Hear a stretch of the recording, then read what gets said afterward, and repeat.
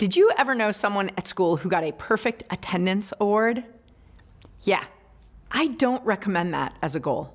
As a doctor, I can tell you, sick days are not always a bad thing.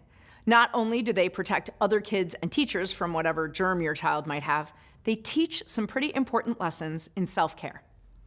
Taking time off for illness can teach our kids to take better care of themselves. Sometimes you're just too sick to be able to listen and pay attention and learn.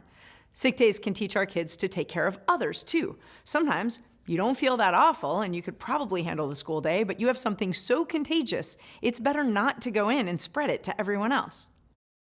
For parents though, that decision about keeping a child home can be a tough one. Even if we're not worried about our own missed work in order to stay home with that child, we're often worried about the message we send if we let them stay home from school.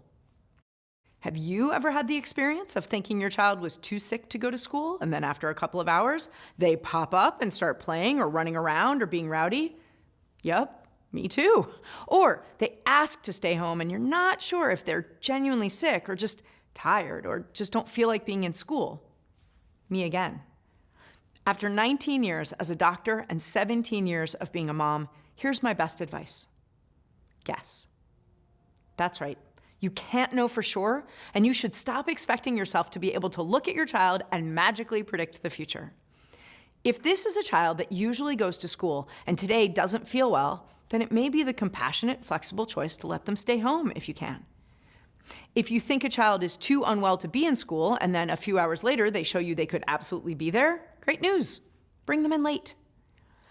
If you think your child isn't that sick and doesn't fall into any of the categories the school policy has for keeping them home, like high fever or vomiting, then show some empathy, but send them to school.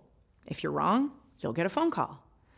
If your child is missing a lot of school and you're not sure why, or you're worried, it's time to reach out for some expert advice. Depending on the situation, you may need to talk to their doctor or their teachers, and you should definitely ask your child what's going on. I'd also love you to involve your child in the decision process about whether or not he should stay home. Let him know why you're keeping him home or why you're sending him to school. And if you're still deciding, ask him for his input. It's not his decision, but he has valuable information to share.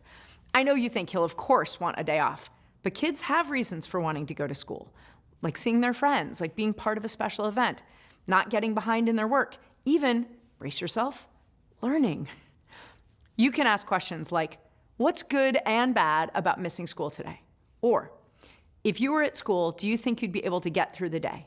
Or, and this is a great litmus test, would you still want to stay home even if I told you the Wi-Fi's down, the power is out, and you can just study for your bar mitzvah all day? The important thing to remember is it's just a day. And even when they're not learning in school, they're learning about how to handle their health. We can use sick days to teach our kids self-care, and we also want to find a balance and teach them responsibility and a good work ethic. So like everything else with parenting, we do our best. And sometimes we're gonna get it wrong, even though most of the time we get it right. That's okay. We just need to talk to our kids about what we're doing and why, so that we can all learn better for next time.